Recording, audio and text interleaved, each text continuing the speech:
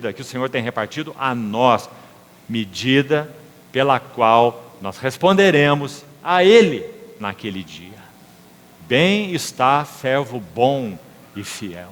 Foste fiel no pouco, sobre o muito eu te colocarei. Bendito seja o Senhor. Vamos a mais alguns textos, rapidamente, nosso tempo já se esgotou. Romanos 12:16, bem rápido, diz assim: tende o mesmo sentimento uns com os outros. Em lugar de seres orgulhosos, condescendei com, aqui um cuidado, com o que é humilde. Esse o aqui não está se referindo a pessoas. Não está dizendo condescenda com aquele que é humilde. É mais do que isso, implica nisso também. Mas é mais, a ideia é condescendam com aquilo que é humilde. Percebeu a diferença? Aquilo que é humilde. Lavar os pés dos discípulos é aquilo que é humilde. O Senhor condescendeu com aquilo que é humilde, aliás, o mais humilde. Porque Ele vai dizer, vós me chamais o Mestre e o Senhor, e eu sou.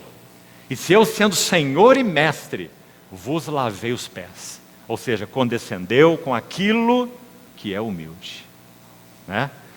Então é isso que Paulo está dizendo aqui, para que a nossa comunhão não seja quebrada. Condescendamos com aquilo que é humilde entre nós. E não sejais sábios aos vossos próprios olhos. Aqui acho que tem mais um conselho que podemos ser ajudados com ele. Sabe, irmãos? Se nós temos na nossa comunhão 50 irmãos, e nós olhamos para esses 50 irmãos como 50 mestres, nós vamos andar muito rápido na nossa jornada com o Senhor. Porque nós vamos aprender de todos eles, de uma forma ou de outra forma. Porque nós temos um coração de aluno. O Senhor Deus me deu língua de discípulos. Cuidado com a palavra eruditos lá, porque no original é discípulos. Ele me desperta todas as manhãs, desperta o meu ouvido para que eu ouça como os discípulos. Esse foi o nosso Senhor. Agora, se nós temos uma comunhão com 50 irmãos, e nós olhamos para eles como aqueles que precisam ser ensinados por nós. Ah, que tragédia, amados irmãos. Não sejais orgulhosos e nem sábios aos vossos próprios olhos. Condescendei com aquilo que é humilde, para que a comunhão não seja quebrada. Ainda mais um verso. Deixa eu citar para você aqui duas coisas, duas frases. Não vamos passar por elas rápido, não. Uma é de um autor de um clássico da história da igreja, chamado Tomás. Esse Tomás escreveu, possivelmente, para alguém chamado Kempis. Então, a obra Tomás A. Kempis, um A craseado. Um clássico na história da igreja, chamado Imitação de Cristo. Veja o que ele diz lá, uma frase. Aprenda sempre a ter-se em conta de pequeno. Que lindo. Se nós aprendemos a nos ter em conta de pequeno, então o nosso coração será guardado. Sempre. Mais uma frase, essa de Robert Chapman, o chamado apóstolo do amor. Que linda vida esse servo do Senhor viveu com seu Senhor. Olha o que ele diz. A maior parte das nossas tristezas, veja como nós somos em nós mesmos, irmãos. A maior parte das nossas tristezas são resultado de orgulho ferido, vontade própria frustrada e incredulidade ansiosa. Pouco nós experimentamos daquela tristeza segundo Deus que conduz ao arrependimento. Nós ficamos tão deprimidos, tão abatidos, não é? Tão derrotados, porque o nosso ego foi ferido. Porque a nossa vontade própria foi frustrada. Não fizeram a nossa vontade. Então nós fazemos o nosso beicinho, espiritualmente falando. Não é? E, como ele disse, incredulidade ansiosa.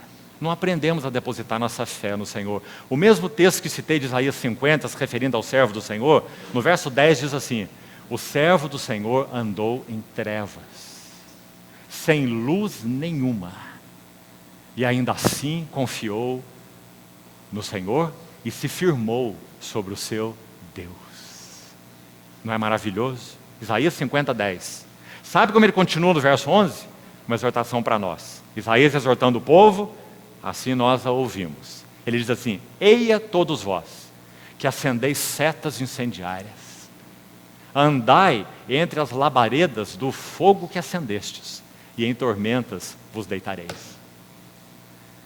Vou buscar no Senhor te dar uma interpretação desse versículo. Se o Senhor usa situações para frustrar a nossa vontade, e nós ainda assim tentamos continuar abrindo caminhos, sabe o que acontecerá? Deitaremos nas labaredas do próprio fogo que acendemos. Isaías diz assim: e isso procederá do Senhor. Isaías 50, 11.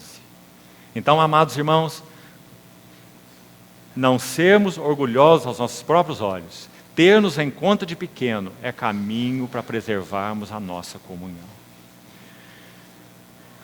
Vamos concluir com 2 perguntas e uma frase. Penso que 2 perguntas penetrantes, que o Senhor tenha misericórdia de nós. A primeira pergunta: por que nós somos tão melindrosos na comunhão? Sabe como muitas vezes nos parecemos? Há uma plantazinha que muda de nome conforme a região do Brasil. Na região onde eu moro se chama dormideira. Você mal toca na dormideira, ela já se encolhe e se fecha. Muitas vezes assim nós parecemos na nossa comunhão. Enquanto os outros estão aí, na normalidade, ou quem sabe até falando boas coisas de nós estamos muito bem, né? De cabeça erguida. Mas quando alguma coisa, de alguma maneira, nos fere, nos toca, nos atinge, então nós nos fechamos como aquela plantinha delicada, né? A dormideira.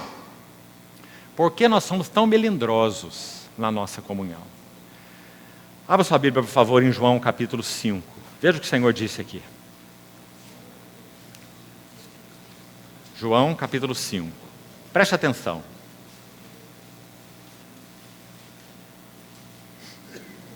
Verso 41. Eu não aceito glória que vem dos homens. Por isso ele não era melindroso. Por isso ele pôde receber cuspes, açoites e bofetões. Ser escarnecido, insultado. Verso 42. Sei, entretanto, que não tendes em vós o amor de Deus.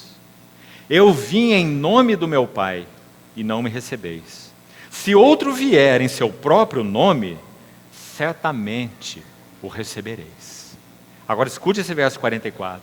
Como podeis vós crer, se aceitais glória uns dos outros, e contudo não procurais a glória que vem do Deus único? Veja, aqui está a resposta da pergunta. Por que nós somos tão melindrosos na nossa comunhão? Porque, irmãos, nós temos um desejo escondido nos nossos corações, por honra e glória. Isso nos faz tão melindrosos. Quando não recebemos